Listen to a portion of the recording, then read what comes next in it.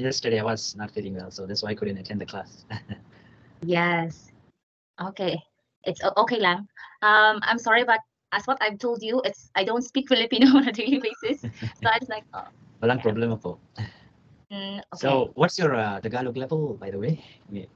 I cannot tell actually. Mhm. I can read. Of course, I can read and understand Uh-huh. and listen to it, but in speaking, it's quite not well because I don't speak it every day. Okay. Yeah. So you speak Cebuano and English. I speak, So, yes, it's Cebuano is in Cebu, but we speak our local language is Cebuanong Bisaya. dialect? Cebuanong Bisaya. That's Cebuanong not Cebuano, Bisaya. so other Bisaya. Yeah, Bisaya. Oh, Bisaya. Okay. You are my first actually teacher who doesn't speak Tagalog. Kind of weird. And you're living in Yeah, I'm Philippines. sorry, I can speak, but I have to think. And I mean, like, like, I don't know how I to have to think express how that. to say. Yeah, I have to Uh-huh. think of what to say. For example, I have to translate. Ah, Kumusta ka? Okay lang. Like, there should be a correct way of responding to that. How are you? I'm fine. Uh-huh. Walang Uh-huh. anuman, like that. yeah, that's kind of weird actually. For me. Yeah, it's quite weird, right? I'm a Filipino, but I don't speak our Tagalog. national language well. I have co-teachers who speak Filipino, and I enjoy them. I enjoy listening to their cast. Magandang umaga po, binibining, like that. Magandang umaga po naman sa mga bata. Like, I feel amazed. I mean, it's great to hear. Like, these teachers could really speak, the Filipino and subalit. Do you know subalit? Datapwat. No. Like, like those words that we don't really use in a daily basis, even in Filipino language. Like, okay. Kailan ka natutunan that? Ikinagagalak kong makilala ka. Nice to meet you too. Yes. Ikinagagalak ko ring makilala ka. Faisal, right? Your name is Faisal. Opo. Ang aking, okay. Ako po ay si Anne. Ako po ay, that's why I'm telling you, I'm thinking of what to say. Ako naman ay si Anne. Ang aking pangalan ay Annalisa. Ngunit gusto kong medyo, short.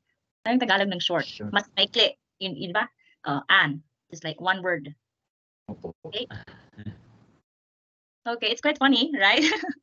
Opo. At ako ay si Faisal. Ako ay nagmula sa Bangladesh. Pero ako ay nakatira sa Jeddah, Saudi Arabia. Jeddah. May mga Pilipino dyan sa Jeddah. Ang daming Pilipino dyan sa Jeddah. Maraming Pilipina. Yeah, ang daming Pilipina. Kahit saan sa buong mundo, merong Pilipina. Kasi ang mga Pilipina or Pilipino ay kilala sa magiging hardworking. I don't know the Tagalog. Yeah, mga hardworking ang mga Pilipino.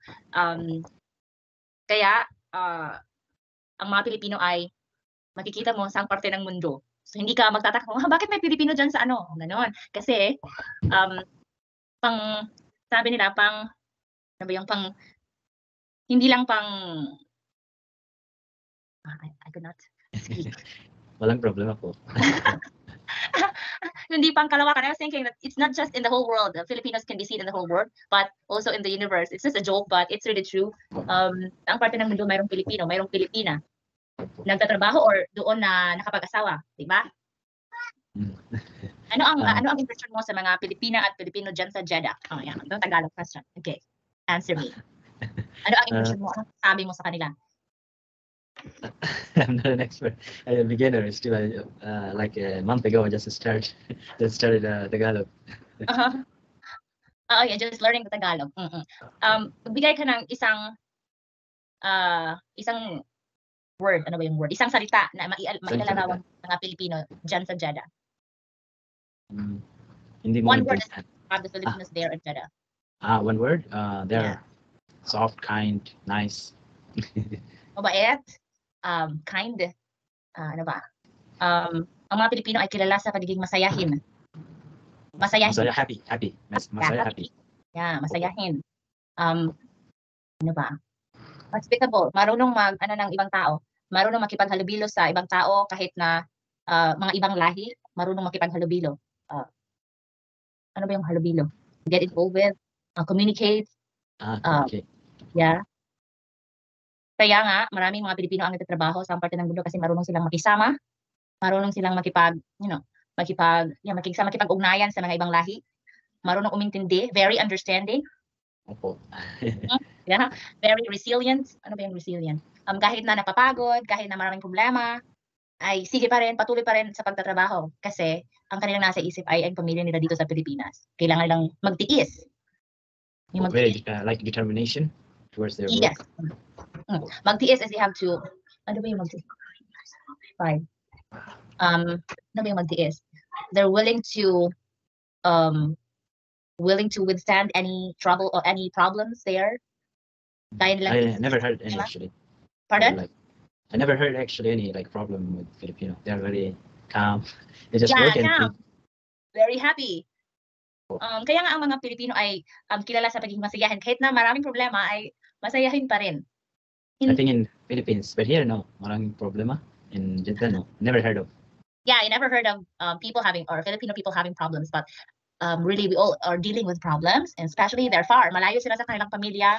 So ito ay dinadaan na lamang nila sa pagkakanta. Kasi marami akong kaibigan ng Jeddah, sa Dubai. Sa tuwing break time nila, nag-live at saka kumakanta ng mga ano-anong mga kanta. TikTok, nagsasayaw ng ganyan kasi alam ko sila ay nakakaranas ng lungkot dahil malayo sila sa kanilang pamilya. Lungkot is sadness. Lungkot. Yes, sadness. Kaya dinadaan na lang nila sa pagiging masayahin sa social media, at meron naman nag-meet, ano ba yung mag-meet? Every week, kada day off nila, sila ay magsama-sama sa isang lugar, for example. They'll meet there and they're gonna eat. Kakain sila ng kanilang mga nilang pagkain. Nakakain ka na ba ng Filipino food? Chicken adobo, pancit. How about lechon? Do you know lechon? No. By the way, it's your first Tagalog. Actually, right? it's my second. I think I told you that Really I had a class in Tagalog. He's from US, and he's writing a book, or actually he already written. Meron siyang libro tungkol sa mga salitang Tagalog na ginagamit sa pang-araw-araw, like a daily basis. Meron siyang libro na kanyang sinulat na para sa mga Amerikano na gustong malaman magsalita ng Tagalog.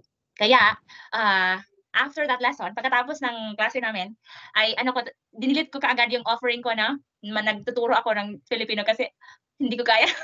Hindi ko kaya. Hindi mo intindihan. Ayoko maghintay ang aking estudyante ng 1 o 2 segundo para makapag-ano ako ng salita. What's a Filipino, this English word? I always say that. So, sa school naman namin, ang tinuturo ko ay math. At ako ay gumagamit ng English sa pagtuturo ng math. Ako ay may subject na Filipino ang ginagamit, pero 2 lang sa isang linggo. Hindi talaga ako makapagsalita ng straight na Tagalog kasi itatranslate ko ito sa Bisaya. Kasi yung mga bata hindi marunong hindi sila makaintindi nang hindi ko isinasalin sa aming local na lengguwahe o yung sinubuan ng Bisaya. Kailangan Tagalog at Bisaya. Kailangan English, tapos i-translate ko naman ng Bisaya. Kasi gano'n. You are translating from Bisaya to Tagalog? Yes. Kung may klase I think it's easier for you. I suggest you to start Tagalog lesson as well, because I am not sure about Bisaya or Cebuano.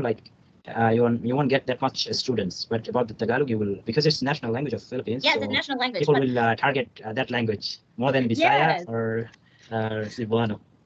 Yeah, but I'm thinking that it might not be a good idea to start a Filipino lesson knowing that hindi ako marunong magsalita talaga, para talaga akong beginner or sa pagsasalita ng Tagalog. Kasi kung ako ay nakatira sa isang lugar na nagsasalita ng Tagalog, pwede akong magturo. Kasi parang